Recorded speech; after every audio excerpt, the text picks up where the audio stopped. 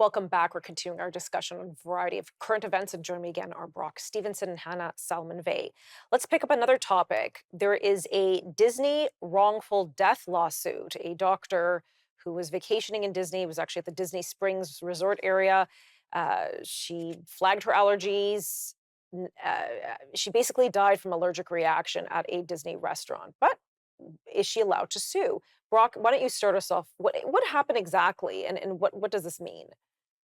So, for those people who've never been on the internet, there's a lot of things where you click on forms and say you agree to stuff. And I guess in this reservation, the customer agreed to some stuff that prevented her from being able to sue, even though she was eating in an allergen-free restaurant. I'm not quite sure exactly what that is, and had an allergic reaction. And now there's not the ability to sue Disney Springs or Disney or whoever else may be involved in this.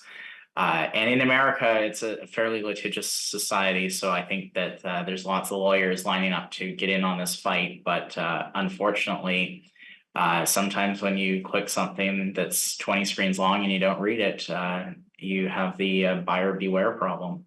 Well, and Brock, it wasn't. I'm sure she had to agree to something at the restaurant, sure, but they're holding up that because she agreed and clicked "I agree" to her Disney Plus online viewing subscription, that protects them from any further lawsuits. And it's, I mean, one is like a digital online viewing subscription. The other one is she ate at a restaurant that basically guaranteed no allergies, and yet there was stuff laced in the food, I suppose, or wherever they sourced it from, and she died from an allergic reaction. So, May, like, I'm just thinking, maybe yeah, go ahead. sorry. Maybe Disney's lawyers are better than everyone else's lawyers, but it is sort of a wild step from a reservation at a restaurant to we got you when you signed up for Disney Plus. It's Yeah, it's absurd. a, it's a crazy leap. Yeah, because her husband's saying that he signed up for a 1 month free subscription of Disney Plus 3 years ago, and now they go to Disney Springs and eat there. I mean, Disney is also saying that the restaurant that they ate at is not affiliated or not owned by Disney at all, even though it was on their property. But when he signed up for Disney Plus, it said in there that any issues that happen or lawsuits, whatever, have to be settled out of court through arbitration, that they can't actually go to court, like, because then it would set a precedent. But even like when you go to local play gyms and jungle gyms and climbing places with your kids, you sign away the very same things. Even here in Canada, okay, like I've signed one of those waivers before, and it makes me deeply uncomfortable. I still think that from what I've read, that you can still sue the company if they've had gross negligence or stuff like that, and Right. lawyers will look into it for you. So it's not like a carte blanche protection for these for Disney or these other places, but it gives them a lot of protection nonetheless.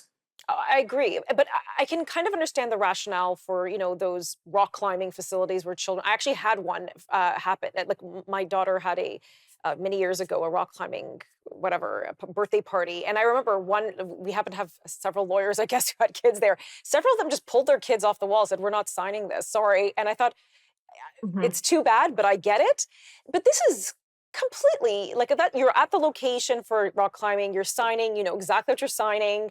But this is, again, a Disney Plus online subscription years ago. Yeah, And and in this most of case, it us, was a like, we don't trial. read. I mean, so if you're going to a rock climbing thing, yes, I go through and read what you're signing away. But like when you're signing up for a streaming account or your phone service, whatever, you're not, or even Apple or Windows, whatever thing you're looking at, you just click. Most people, unless you're a lawyer, you just click OK and you go on with your life. Like, who has time to read through 25 pages Oh, or and they're, more they're of never stuff? So, ending, never ending.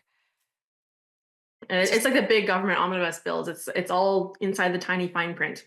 yes, it makes me not want to do anything and never click "I agree" again, because maybe several years down the road, if I fall off a Disney ride and I happen to have a Disney Plus subscription that maybe nobody even watches from years ago, oh, well, then I can't sue someone. Oh, okay.